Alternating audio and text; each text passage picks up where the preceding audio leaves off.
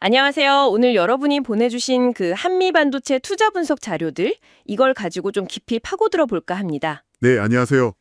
이 반도체 장비 분야, 특히 뭐 AI나 HBM 쪽에서 굉장히 주목받고 있잖아요. 그렇죠. 그래서 이 기업의 핵심 동력, 또 뭐 잠재적인 위험 요인까지 중요한 것들만 쏙쏙 뽑아서 정리해보죠.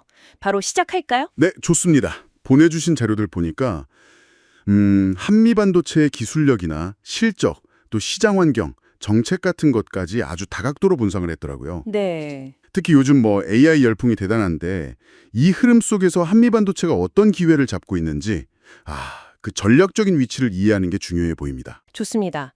그럼 현재 상황부터 한번 짚어보죠. 자료 보니까 2024년에 역대 최대 실적이었다고 하고요. 네, 맞아요. 2025년 1분기에도 성장이 엄청나던데요. 매출 1,535억 원, 영업이익이 753억 원. 와, 이건 뭐 전년 동기 대비하면 정말 폭발적인데요. 네, 숫자가 아주 인상적이죠. 이 배경에는 역시 그 말씀하신 AI, HBM용 핵심 장비, 바로 TC 본더가 있는 겁니다. 아, TC 본더요? 네, 그 TC 본더 기술력이 한미반도체의 정말 강력한 성장 엔진이라고 봐야죠. HBM처럼 메모리를 여러 층으로 쌓아 올릴 때 아주 정밀하고 빠르게 해야 하거든요. 그때 이 장비가 꼭 필요한 건데, 이게 없으면 안 되는 거군요. 그렇죠. AI가 요구하는 고성능 메모리를 효율적으로 만들기가 어려운 거죠. 근데 한미반도체는 이 분야에서 독자적인 기술로 시장을 거의 장악하고 있다고 봐야 합니다. 독자 기술이요? 네, 열압착 방식 본더라든가 비전 플레이스먼트 같은 핵심 기술을 직접 개발했어요. 아, 그 기술력이 그럼 해외 매출 증가로 이어지는 거군요. 자료에서도 특히 아시아 지역 성장이 눈에 띈다고 하고 네, 맞아요. TC 본더 해외 매출 비중이 2026년에는 66%까지 늘어날 수 있다는 전망도 있더라고요. 네, 바로 그 점이 중요합니다.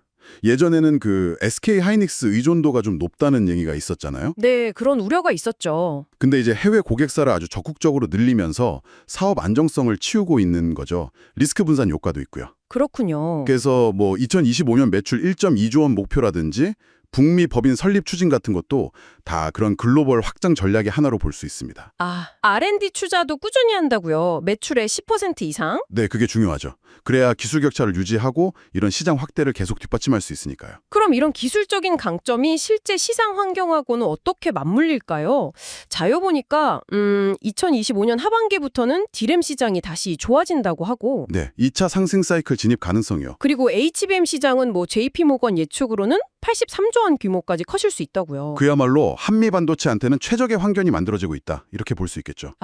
AI나 고성능 컴퓨팅 수요가 반도체 시장 전체를 끌어올리고 네. 특히 HBM 수요가 막 늘어나면 그게 바로 TC 본더 수요 증가로 이어지니까요. 그렇겠네요. 여기에 또 정부의 소부장 육성 정책도 있잖아요. 소재, 부품, 장비. 네, K반도체 벨트 얘기도 있었고요. 그렇죠. 자료에 따르면 그런 정책들이 연구개발 지원이나 세제 혜택 같은 걸로 이어져서 기술 경쟁력 강화에 긍정적인 영향을 줄 수 있다고 분석하고 있습니다. 저희가 어떤 정치적 입장을 갖는 건 아니고요. 자료 내용이 그렇다는 겁니다. 네, 알겠습니다. 그럼 이제 투자 관점에서 봤을 때 매력적인 부분이랑 또 조심해야 할 부분, 그 리스크 요인들을 좀 정리해 볼까요? 자료들은 뭘 강조하던가요? 투자 매력 포인트로는 역시 AI 시장 성장에 직접적인 수혜를 받는다는 점, 이게 가장 크고요. 네, TC 본더 수요 증가? 그렇죠.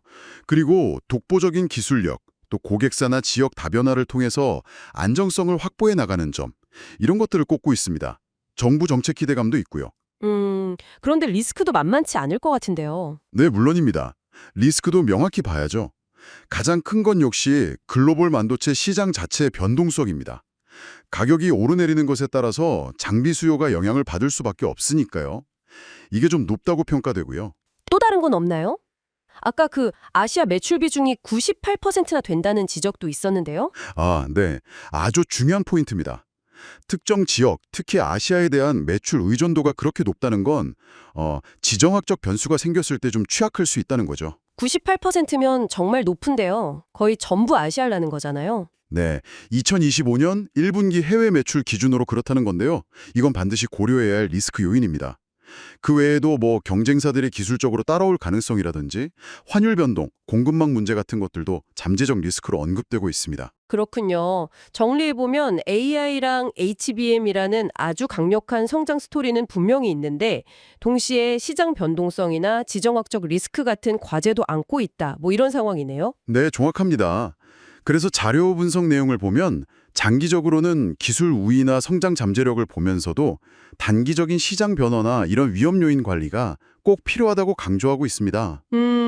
그래서 뭐 2025년 하반기 디램 사이클이나 HBM 수요가 본격적으로 확대되는 시점을 보면서 좀 단계적으로 접근하는 게 어떻겠냐 이런 권고 의견도 있고요. 네.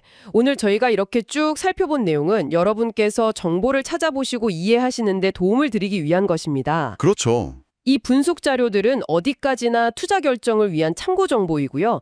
최종적인 판단과 그에 따른 책임은 여러분 각자에게 있다는 점을 꼭 기억해 주시면 좋겠습니다. 네, 그 점이 중요합니다. 자, 그럼 마지막으로 이런 질문 한번 던져보고 싶네요. 한미반도체처럼 이렇게 강력한 기술적 해자, 그러니까 기술 장벽을 가진 기업이 있잖아요. 이런 기업이 지정학적 리스크나 시장 변동성 같은 높은 파도를 성공적으로 넘어서려면 앞으로 어떤 전략적인 유연성이 가장 중요할까요? 이 점을 한번 생각해 보시면 어떨까 싶습니다.